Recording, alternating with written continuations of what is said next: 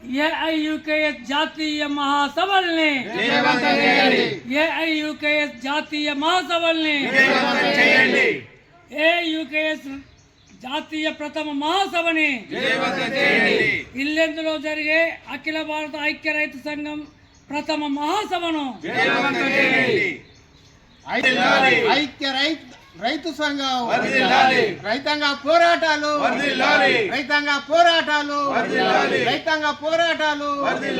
రైతులు పండించే పంటలకు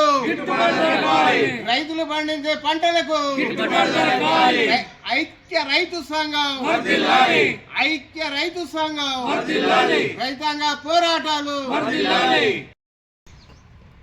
ప్రియమైన మిత్రులారా, అఖిల భారత ఐక్య రైతు సంఘం జాతీయ ప్రథమ మహాసభ వచ్చే నెల 11, 12, 13 తేదీలలో కొత్తగూడెం జిల్లాలోని ఇల్లెందు పట్టణంలో జరుపుకోబోతున్నాం.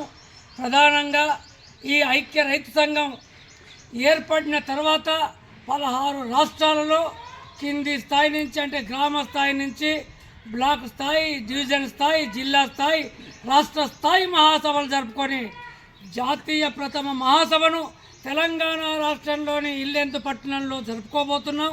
కాబట్టి ప్రధానంగా ఈ రైతు ఉద్యమాలను మద్దతు చేస్తున్నటువంటి సానుభూతిపరులు కావచ్చు, లేదు విప్లవ సానుభూతిపరులు కావచ్చు, ఈ మహాసభలు విజయవంతం చేయడానికి అన్ని రకాలుగా అండదండలు అందించి మహాసభల్ని విజయవంతం చేయాలని చెప్పి ఈ సందర్భంగా నేను విజ్ఞప్తి చేస్తున్నాను. ఏయుకేఎస్ జాతీయ మహాసభలు ఇల్లెందు పట్టణం మన భద్రాద్రి కొత్తగూడెంలో జాతీయ మహాసభలను నిర్వహించబోతా ఉంది. ఈ జాతీయ మహాసభలను విజయవంతం చేయాలని చెప్పి, అట్లాగే ఈ జాతీయ మహాసభలకు Pradeep Singh Thakur all India organizer committee నాయకులు హాజరు కాబోతా ఉన్నారు. అట్లాగే ఎక్స్ ఎమ్మెల్యే గుమ్మన్ నరసన్న గారు కూడా హాజరు కాబోతా ఉన్నారు. అట్లాగే సిపిఎంఎల్ మాస్లైన్ ప్రజాపంద రాష్ట్ర కార్యదర్శి పోటు రంగారావు కూడా హాజరు కాబోతా ఉన్నారు. కాబట్టి మహాసభను విజయవంతం చేయాలని 11వ తారీఖున జరిగేటటువంటి ర్యాలీ బహిరంగ సభను విజయవంతం చేయాలని చెప్పి కోరుతా ఉన్నాం.